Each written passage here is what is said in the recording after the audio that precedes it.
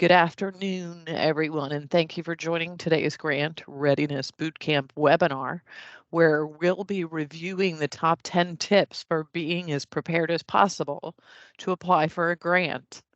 Being ready and fit to apply so you can be positioned to compete and to win is the idea. So preparation is key.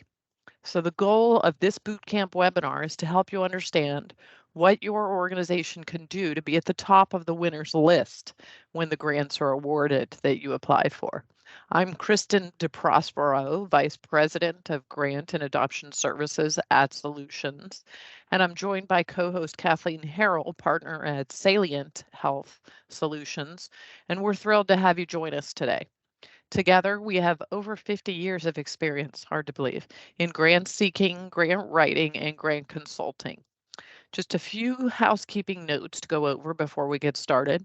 All attendee cameras and microphones, I believe, are muted. We may be opening that a little bit later depending on the capabilities. This presentation is being recorded, though, and will be available for review again when you have time after this call. We hope you'll share this recording as well with colleagues who may not be able to attend today. There's a lot of information to go over today. I'm sure you'll have questions, so feel free to use the chat box for those questions, and we'll answer them at the end of the presentation. In addition to the Q&A, though, we'll also pause occasionally to check in on the knowledge transfer by using some quizzes. So you're going to see a link in the chat for the checklist showing the top 10 tips. And it's a fill in the blank sort of checklist so that you can feel free to use that along with us, make notes, and maybe fill in some of your own organizational information or details. Okay, so let's begin. So who are we and why are we hosting this webinar today?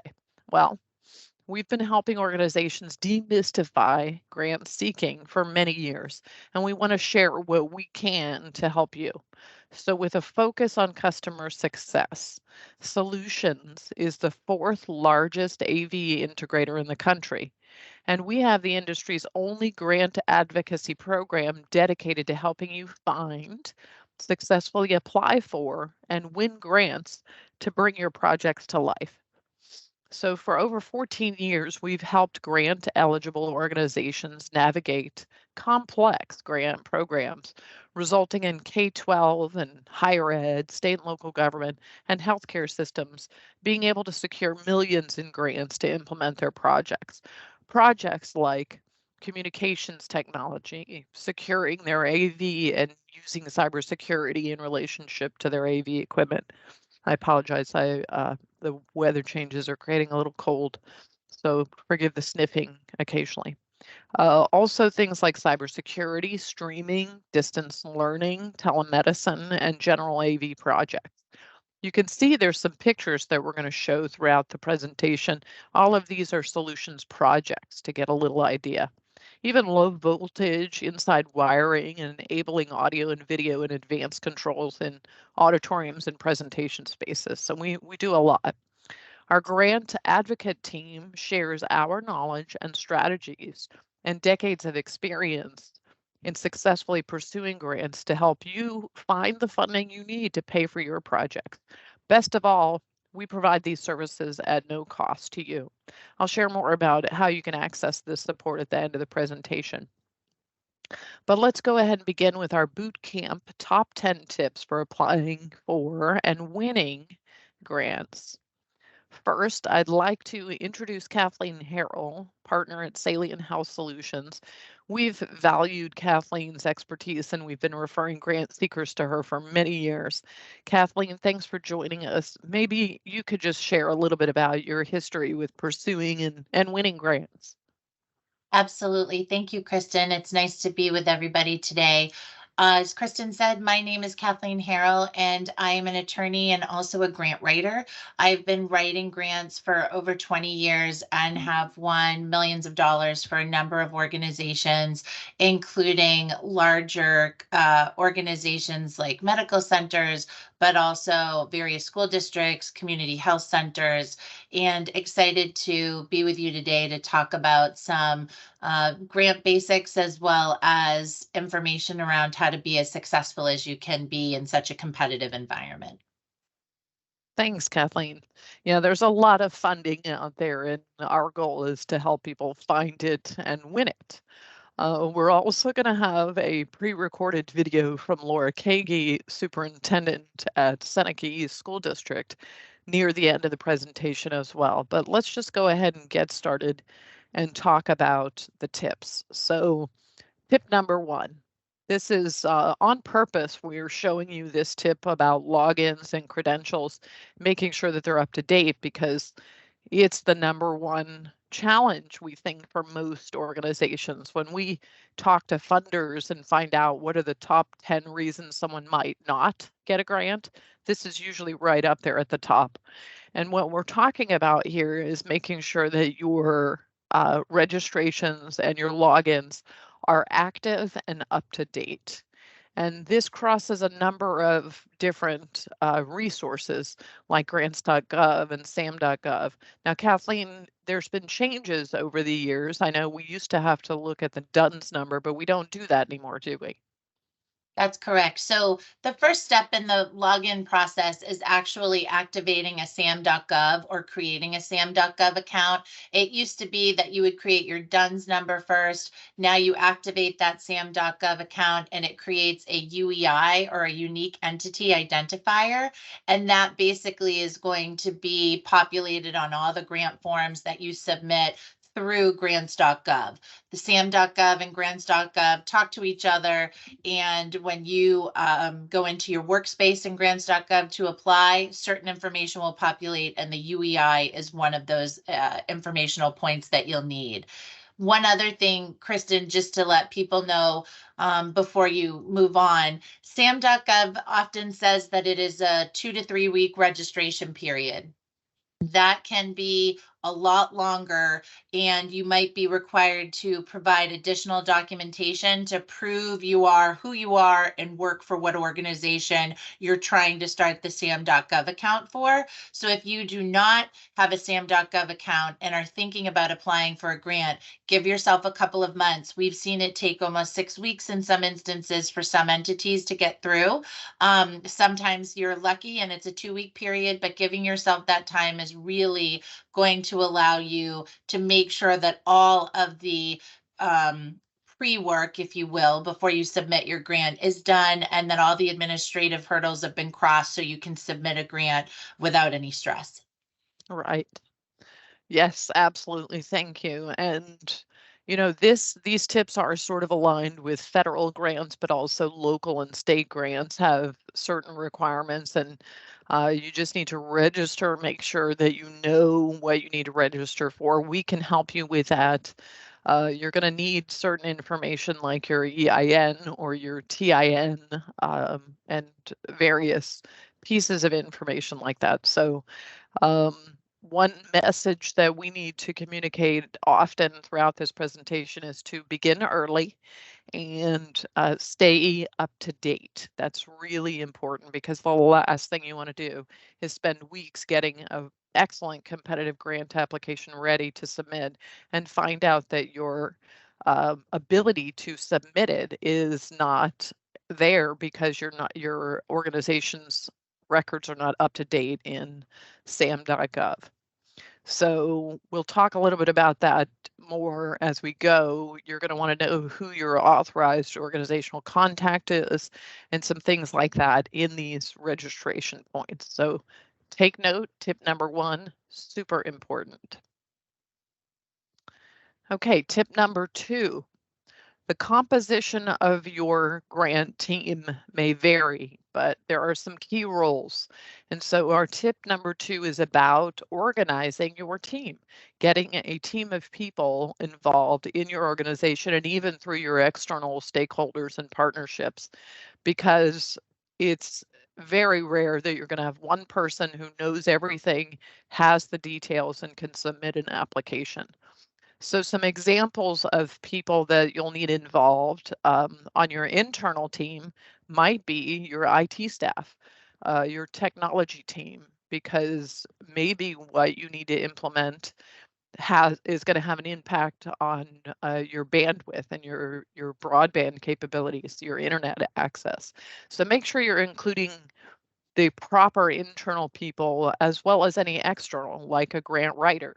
Now, here at Solutions, we are not grant writers. We don't get involved in the writing of your application. We simply sort of consult on the side, but we would refer you to someone like Kathleen or others who help with the grant writing if you don't have that internally in your organization. I would also suggest that your financial officer or business manager is a very important person to include on your team. And you're going to have a project lead or principal investigator, possibly, uh, and then include all these other people and resources that are going to have an impact on the outcome. Anything you want to add there, Kathleen? The only thing I would add is as you're thinking through who is going to play the different roles on your team, just make sure they have the requisite experience. There is at some point there will be, as part of the grant, the submission of either biographies or a CV, or NIH has its own system that they utilize in terms of their principal investigators, but they'll be looking to make sure that they have the requisite experience. Sometimes the grant is very specific about that experience. Other times they're just looking to make sure it's a senior team member that has authorization to do and commit the organization to certain pieces. Exactly. I would also say legal counsel in case it's a really complex grant or something that's going to need legal considerations. Having access to legal counsel can be really valuable in reviewing contracts and agreements and those types of things. So your own organization's focus on your legal counsel is important. And other people like proofreaders and reviewers and peer reviewers. So there's a lot of potential for good experts to help you with your team. So build a good, strong team to pursue it, and you'll have better success. Tip number 3. So here we're talking about the history of your organization. You may not have thought through these particular requirements, but when applying for these grants, providing a concise organizational history can be really important. The level of detail is going to vary between the grants. And I often talk about grants having their own personality like people. I mean, they really are very different, every one of them. So you're going to want to dig deep and find out what they ask for and be very specific in answering those questions. But having your organizational history, legal information, proof of existence, and there's a lot of other things like your mission and vision and your organizational structure. What other things would you say, Kathleen, would be useful? I would say any major accomplishments that you've had over the last couple of years, especially in regard to grants. If you do have a history of receiving grants, you can talk about that experience. That's always something a reviewer would like to see. If you don't have a history with implementation of grants, I'm sure your organization has some type of history with implementing projects, and you can talk about that experience. The other thing we tell people when they're starting to put together information about the organization, put your best foot forward. You want to be talking about all the great things that you do, but make sure all of those pieces are accurate. Obviously, puffery and saying great things about your organization is always part of a grant, but sometimes reviewers will fact check things and ask once in a while for people to provide information on due diligence about certain things they've said in a grant. So you want to just make sure everything that you're stating is truthful and putting that best foot forward for the organization as you put all these pieces together. Right, and your narratives are going to include this information. You want to make sure you're presenting a compelling case. So often talking about your organizational strengths and capabilities, both as an organization and the individuals involved, and then also maybe even sustainability. They're looking at if they fund your project, how are you going to be able to sustain it? And what's your financial stability look like? You might be asked to talk about your assets and financial performance and other funding sources. There's a lot to consider. So the history of your organization can be sort of deep and wide, and you'll need to reach out to your executive staff and financial staff to gather that data. And Okay, so Kristen, we've, one other oh, thing, go I'm ahead. sorry to interrupt you. I was just going to say one other thing to mention about this section. Once you have it done and you hone it down and get it to a place where you want it to be, you literally can recycle this portion of the application to multiple applications. Almost every grant asks about your mission, your vision, your values, how your organization aligns with the project that you're going to be applying for. So some pieces may change, especially in terms of order, but all this information, once it's gathered once, you can use multiple times over again. That is what's nice about these tips is several of them you should, once you build your template and your boilerplate of information, you should be able to reuse that in several ways, but also be very keen on looking at the specific requests and answering those specific requests. You'll actually find that we're going to repeat a couple of things throughout the tips that we share today, but that's common in grants as well, right, Kathleen? They'll ask you for the same thing over and over, and you'll think, oh, I don't need to answer that again. I've already done it. But what do you tell people? Yes, that's a best practice actually. So I'm glad you brought that up. You will be asked sometimes the same question or a question asked in a similar way, and they're looking for somewhat similar information. Oftentimes that's because for the review process, multiple reviewers are going to look at different sections. So they might take out a portion of the grant and give it to one reviewer to review. They may be that a reviewer is reviewing the whole, making sure that you've answered that question thoroughly. So they're asking it in multiple sections. Sometimes when people see that, they say, oh, I already answered that question in section 1. I'm not going to repeat myself. But you do want to repeat yourself, because if it's in that section of the grant questioning, the reviewer will be looking to give you points. Oftentimes, I know Kristen and I discuss, you want to answer the question that is in the notice of funding opportunity versus the question you wish they were asking. Sometimes people will give a lot of information about their organization, but it doesn't quite answer the question of how does your mission align with what the project is trying to achieve? So just being mindful of thoroughly reading those questions and answering them can score you more points and ultimately get you funded. Yeah, and it's always about being competitive and getting the most points. So we're trying to give you those top tips. So we've gone over 3 tips. Let's do a quick little quiz. So with this, we're asking, what is something you need to prepare before applying for a grant? A history of your organization. B, a team of academic collaborators and industry experts. Or C, login credentials for grant-related accounts. Or D, all of the above. And I believe we're going to give you just 30 seconds or so to answer that. That poll or quiz should have popped up.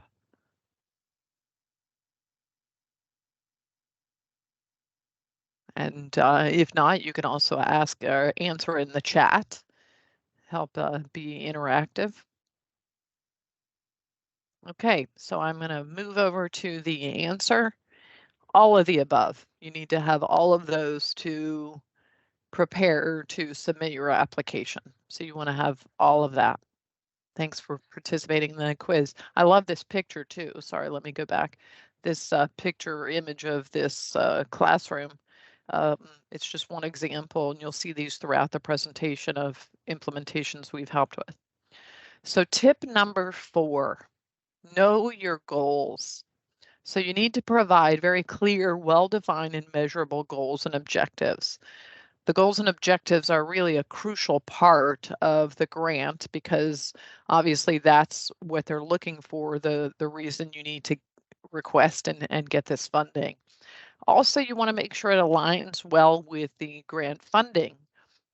They want to know about what you think will happen if they give you these awards. What will the impact and outcomes be? What do you expect quantitatively as well as qualitatively?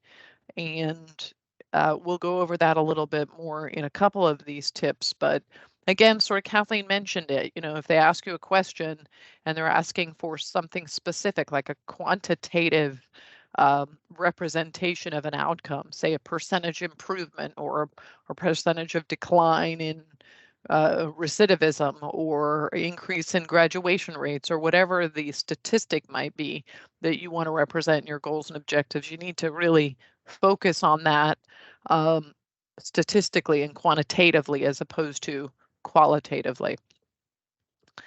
And then another super important part, obviously, is going to be your community reach and demographics. Who's going to realize the benefit of the project that you implement? It falls in where I always call the 5 W's, the who, when, where, and why, with the why being most important. But, in addition to these being smart goals, having specific time frames and being measurable, again, you really have to make sure it aligns with the grant's goals and purposes, and possibly even look at evaluation plans and long-term sustainability. Again, I'll mention that. But, and possibly using evidence-based approaches can help as well with your data and content that you provide in your narratives. Anything you want to add to that, Kathleen? I would just say really use those SMART goals to your advantage.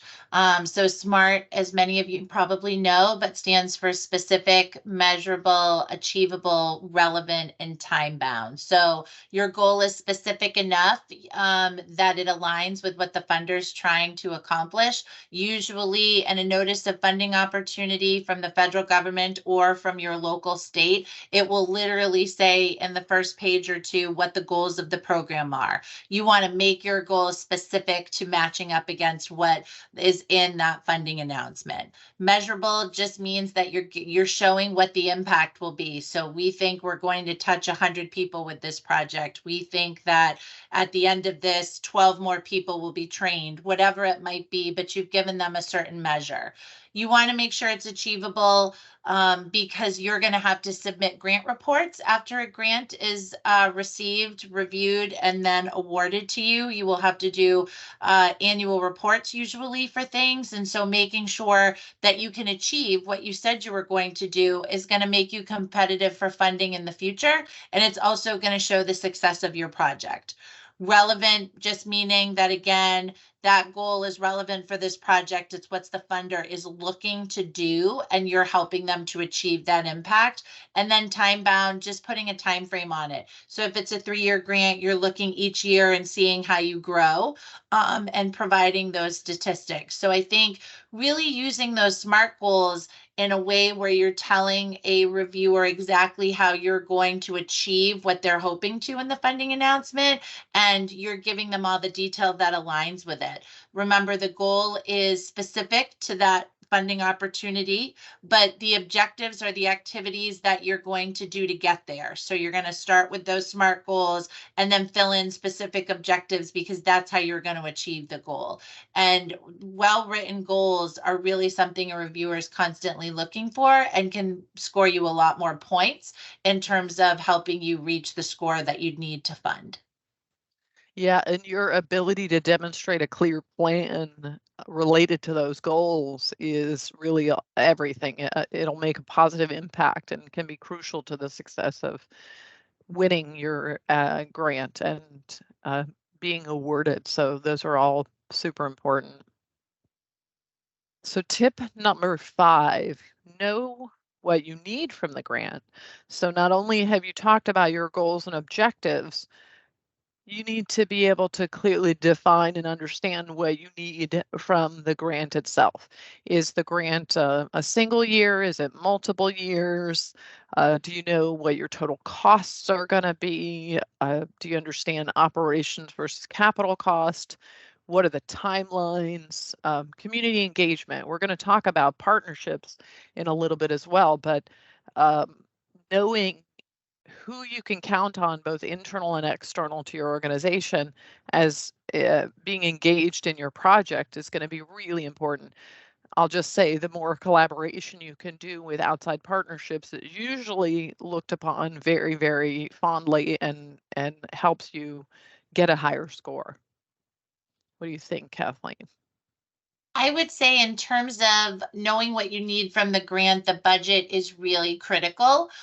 So looking at what the actual funding opportunity allows, there's usually a budget ceiling, sometimes a budget minimum, but the budget can tend to be one of the hardest components of a grant to put together. You're trying to work on a scope to meet the funder's needs and what they're trying to accomplish, but also figuring out how internally your staff are going to work on that project and who's needed for how much time, what costs are needed for overhead expenses if they're allowed, what costs are needed from outside consultants. So putting that budget together with a knowledgeable person on the finance team is really critical. Understanding whether operational or capital costs are allowed in the grant. There's fewer capital grants, obviously, but sometimes in federal and state opportunities, they do allow for a percentage of capital costs. So you want to be thoughtful about that. One thing to be thinking about if you are newer to applying for grants or you've just never done one or it's your first time applying, the federal government has indirect cost agreements. Anybody can apply for them as an organization that would be applying for a grant. Your eligibility for the grant will depend on what that specific opportunity says, but anybody can submit for for an indirect cost agreement. And typically, on a lot of federal grants, there's a 10% de minimis amount of indirect cost that's allowed. So that overhead only can be charged at 10% if you don't have an indirect cost rate. If you do have an indirect cost agreement, and a rate on file with the federal government, you'll just submit that with the grant application and you can get 25 to 30 to sometimes higher, 35% or more in terms of overhead costs. So that's an important tip to try and make sure that you're keeping yourself financially sound as you're implementing the project. Um, Being really realistic about timelines is another piece that I think is helpful for everybody. It's going to take time to ship equipment to you or time. Sometimes there are 30-day planning periods at the beginning of a grant. So you can take the first 90 days, sometimes if you're lucky, 120 days to be planning. And on the third or fourth month, you are expected to begin implementation. So being thoughtful about your timeline and realistic about it so that you can meet the expectations of the funder is really important because again, it sets you up to go back to that same funder again for additional monies in the future. And then, as Kristen said, engaging with your community is really important in these processes because finding out from potential subrecipients or other partners that you might work with how much money they need. If it's a partnership or you're collaborating and you're thinking, well, we're doing a lot of the work, but this partner needs some money, finding out what's equitable for both parties because you're taking on the overhead, but they're also helping you achieve the project. So all of those pieces in terms of knowing what you need and how much money will be critical for success. Excellent. Fantastic. There is a lot to think about, so we're glad you're joining us and we can go through these, but taking it one step at a time is what we like to do. So tip number 6. We kind of talked a little bit about this, but your financial preparedness. So one of the things I'm mentioning here just on this slide is the match, but that's just one of many, many things when you talk about the finances and your financial preparedness. So grants are different. We mentioned that every one of them is different. Specifically, match is often required. So they want to see that you're putting something into the process that potentially you're putting in match, or maybe partners are putting in match to help implement the project. You've got skin in the game, and some grants don't require a match. Those are beautiful, amazing, hard to get. Also considering, the chances of winning a particular grant is something to think about as well. But financial preparedness is pretty important, and I lean on you a lot, Kathleen, on this. So tell us what you tell people about this. Sure. So the first piece is that you are going to have your authorizing official and usually your CFO or someone on the finance team approving the budget that you're submitting. So making sure that that person has enough time to review and feels comfortable with those pieces is critical. The other thing that I would say about this piece, just in terms of making sure you can move forward with the grant, frequently grants will require specific financial information. So, audited financials for those organizations where they meet the threshold of having to have audited financials. I would also say that an operating budget beyond just the grant budget, but an operating budget for your organization is sometimes required. That is a threshold piece that basically allows the reviewers or the agencies to see that you're already handling a $20 million budget or a $100 million budget, whatever it might be, so that they know that you have a good amount of experience dealing with those pieces. And then one other tip, just in terms of approval. So gaining approval from your authorizing official and or financial leaders is sometimes legally required as part of an organization's bylaws. So federally qualified health centers typically have a provision in their bylaws that the board or an authorizer for the organization approves project budgets for grants. So giving yourself time to make sure that you have a grant, the ability to obtain a vote if it's necessary. Sometimes that will be in the notice of funding opportunity itself. Sometimes that's just in an organization's bylaws. So if this is your first time doing a grant or you've newly gotten your status as a federally qualified health center, anything along those lines, you want to just be thoughtful about your incorporation documents and the governance documents and what's required for approval there. So sorry, I know I moved from approval on to some of the pieces that are needed from a grant, but wanted to make sure that we cover both of those, the intersection of both of those pieces, because again, they're critical for success. And the grant itself is going to outline for you what documents you need to put in. In a couple of the grants that Kristen recommends to me each year, there's a section that talks about and gaining approval from leaders for the actual grant itself. So just being thoughtful and again, giving yourself some time is helpful. Right, and you often talk about having access to any audits or narratives about audit findings, that sort of thing too. Correct. So audited financials are helpful. If there's any findings in the audit, sometimes that's specifically called out as a question in a grant. If you've had findings, it's okay. You just want to explain why you had those findings. Perhaps it's a turnaround year and a new team has come in.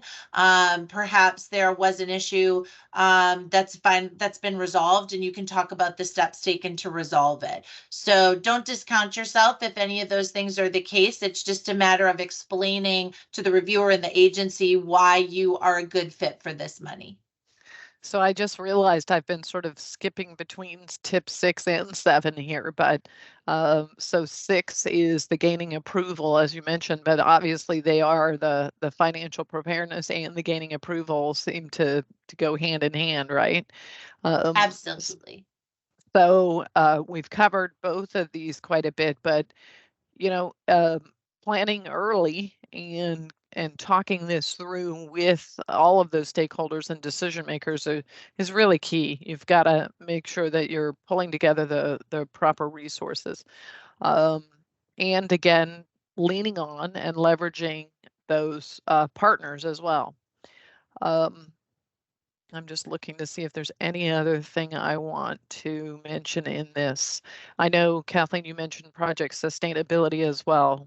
And applicants really have to show how they've considered the financial aspects of a project beyond the grant period to have continued success. Or, you know, the funders may say you can't handle this going forward. So you've got to consider that.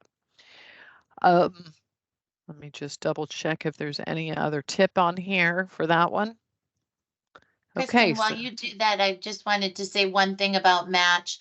So oftentimes grants will require a match. It's sometimes a designated percentage. Sometimes there's no match, but frequently there is nowadays. And one thing to be thoughtful there is there can be cash match or there can be in-kind match, donations of equipment or other things that might come up as in-kind match resources.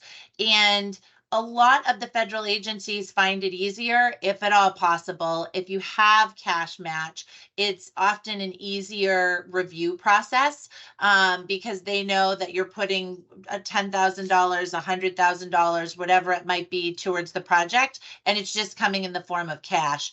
If they have to verify an in-kind resource, such as equipment or someone's time to the grant itself, that can be a little bit more challenging and more evidence would have to be produced. So as you're thinking through how you're going to financially prepare for a grant, if it has match, you want to check what type of match is required, either cash or in kind or both, and then determine what might be the easier process for your organization to go with.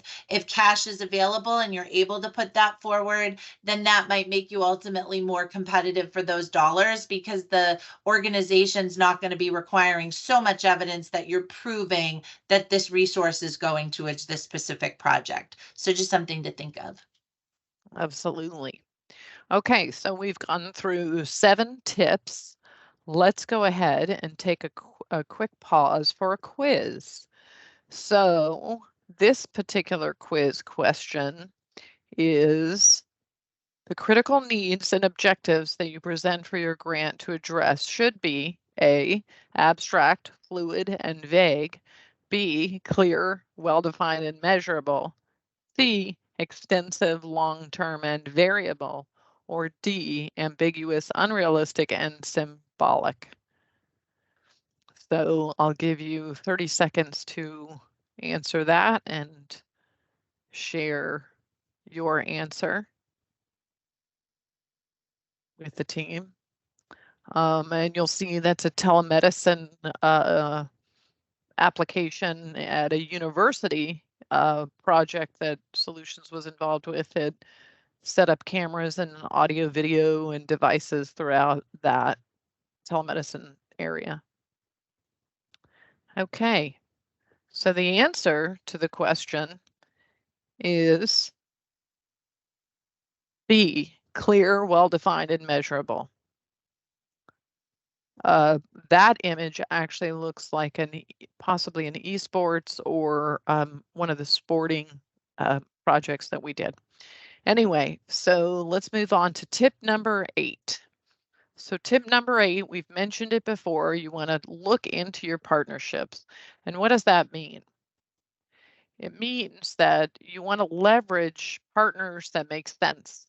If you're a healthcare organization delivering services to an educational setting, let's say school-based health from K-12, from a K-12 setting, and that means your partnerships include the healthcare providers, the possibly even university level support, K-12 resources, the nursing staff, the superintendents, the district contacts, that sort of thing.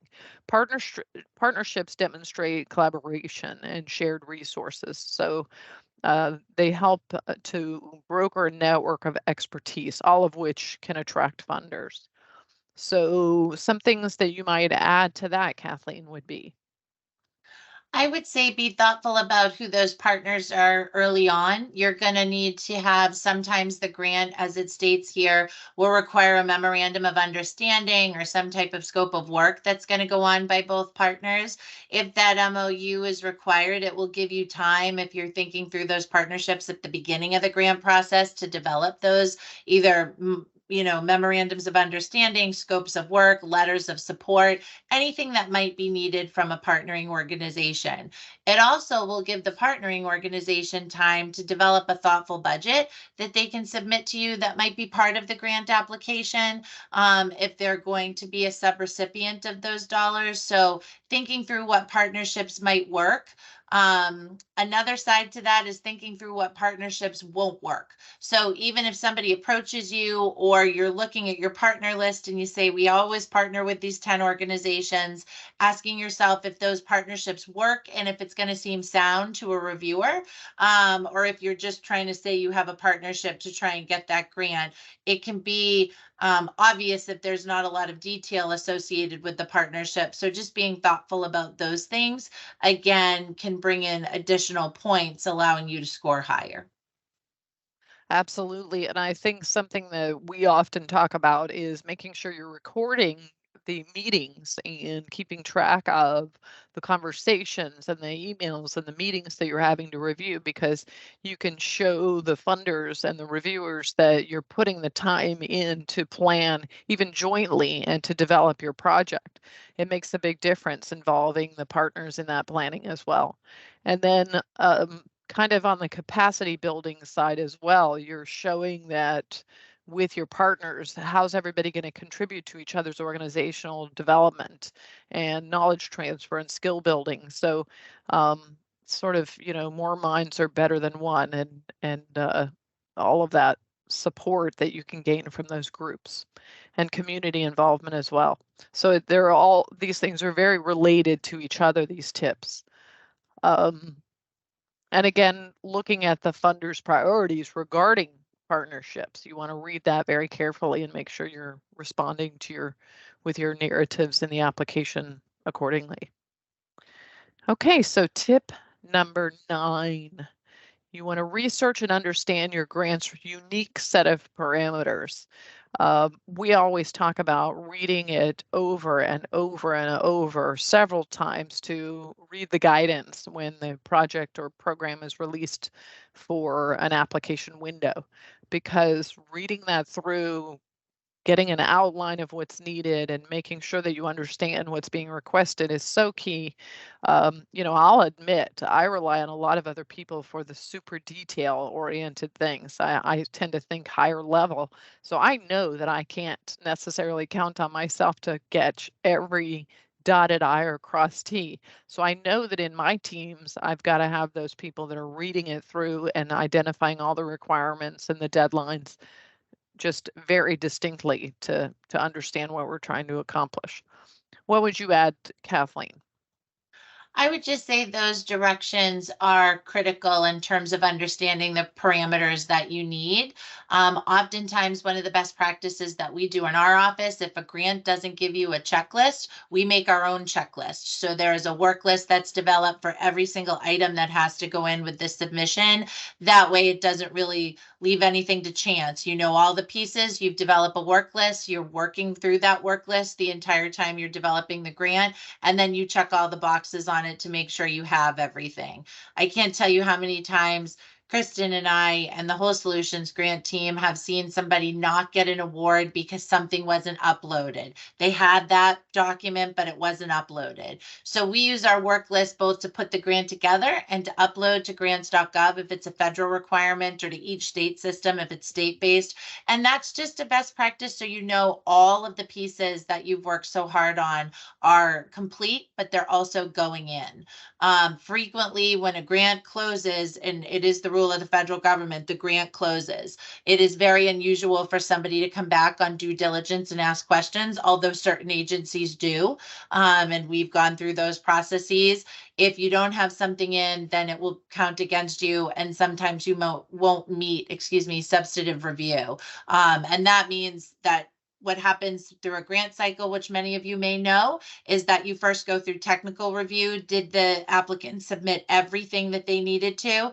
And then did they put all those things and upload to the system that we have? And if they did, then they pass technical review and they go on for a substantive reviewer to look them over. But if you've forgotten one piece of a signed letter from your authorizing official, or acknowledgement that you're a nonprofit organization who's eligible to apply, you can be automatically discounted in technical review, and you'll have put that grant together without anything to come of it. So helpful for you to be thoughtful about that process and put together the parameters. And I agree with Kristen. The Solutions Grant team hears this from me all the time, but I read it 3 times, once to sort of get my understanding, twice to really understand the parameters, and then the third time to solidify it. Not suggesting you do that with every grant, but reading it multiple times really helps in this process. Yeah, and even some simple things like formatting guidelines, they may explain that in there. It's a limit of pages or font size or something like that. So you just want to read it multiple times to catch it, because we're all human beings. We might miss something, and I rely on those work lists and those checklists tremendously to make sure that we're submitting something, or that the applicant is submitting something that's complete and in compliance with the request.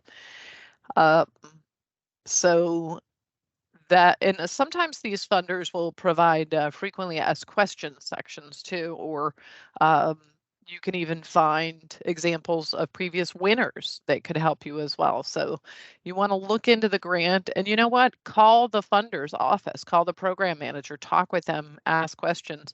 They often have webinars about their different programs, and you want to attend those and watch them and listen for any unique comments or clarity. So keep that in mind. So now finally, to tip number 10, be prepared to write a compelling story. So this is where the rubber meets the road. Those 5 W's I mentioned early on: the who, what, when, where, and why. And the why is always the most important, because the funders, we say this, don't really pay for technology, they're paying to solve a problem. So you want to keep in mind the problems that you're trying to solve that should be related to your goals and objectives, and make sure you're focusing on that compelling story.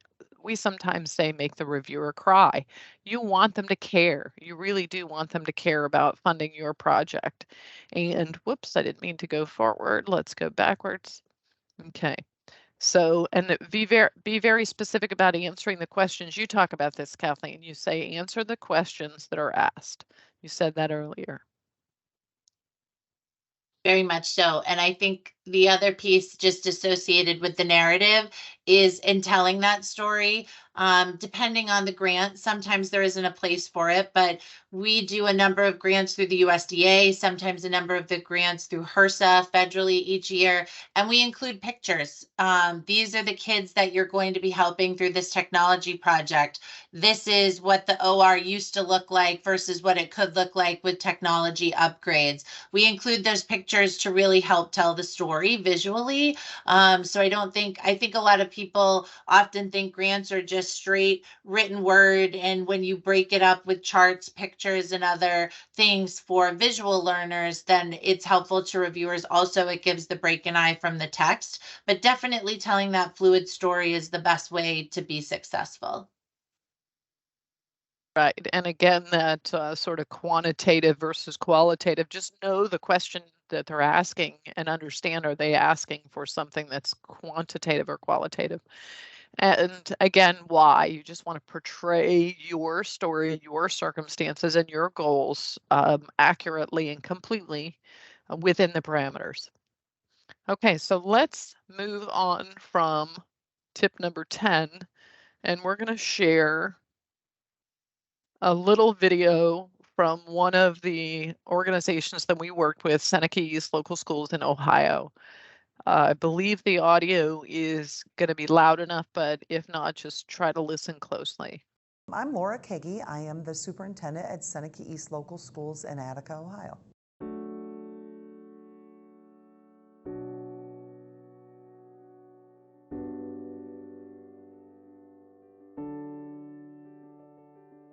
We're a very rural community, and it's hard sometimes to connect students in rural schools to the latest and greatest in technology, and to connect them to outside universities or distance learning programs. And this grant made that possible for us. So I am grateful that we had the opportunity to do it.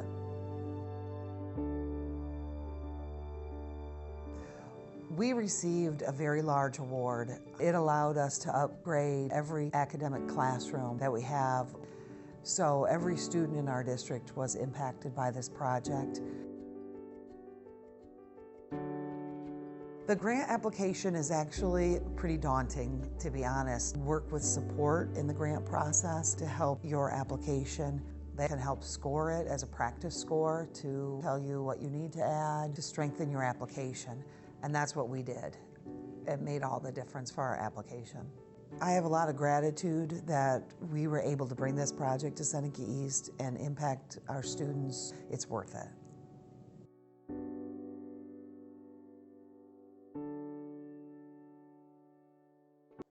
That was nice. Now, finally, we talked about checklists. We started out the boot camp with a checklist. You all should have received this, and you had one you could fill in. And what I would say here, you can see this here. We're also, I believe, going to put this in the chat, but if you'd like to set up a meeting, a free grant consultation with our team, you can click that link to set up a time to have that consultation. It's free of charge. There's no cost to you. And we hope that the checklist is going to help you as you're preparing for the grants you want to pursue. And now we're going to open it up for Q&A. And I'll ask if we have anything in the chat.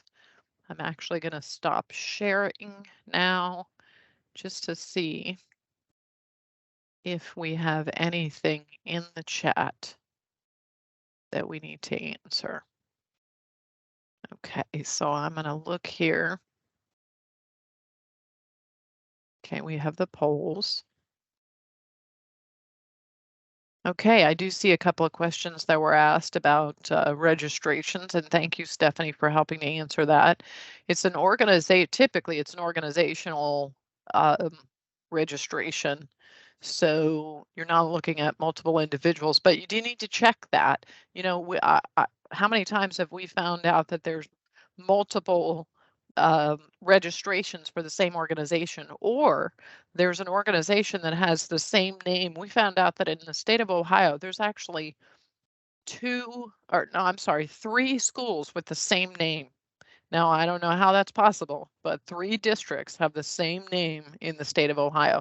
So they have different SAM.gov registrations, but it was really hard to figure that out and to figure out who was active at the time.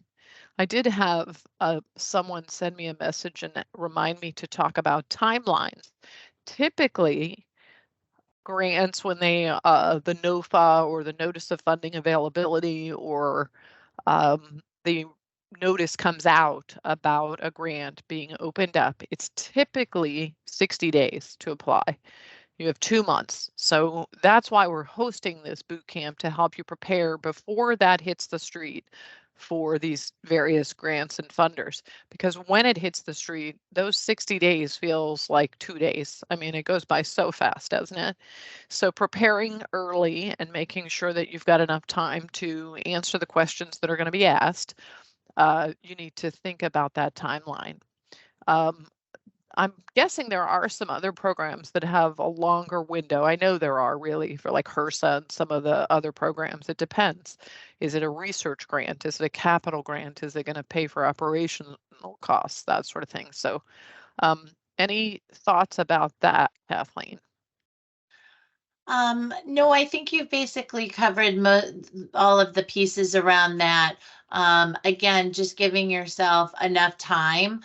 Those 60 days do go quick. So looking over the opportunity, talking to partners, and getting your checklist/work list done are the things I think that are the most helpful in that first week of grant release.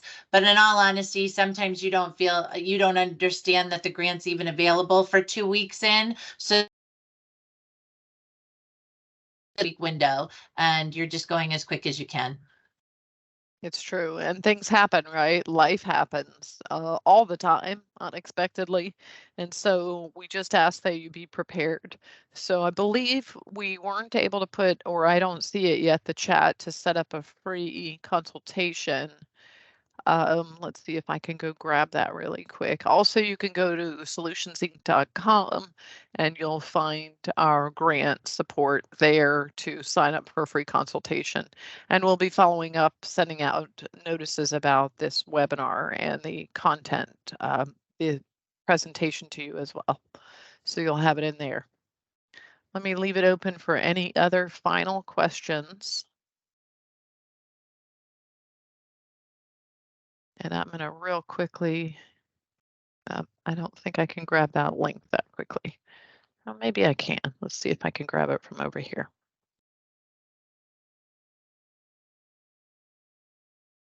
I think it's up, Kristen. Oh, did somebody put it? Okay, there we go. Thank you, Emily. Great. Okay, so you can feel free to click on there. Thank you, everyone, for attending. We really appreciate your time. We know it's valuable, and we hope to help you in your pursuit to find and apply and win your next grant.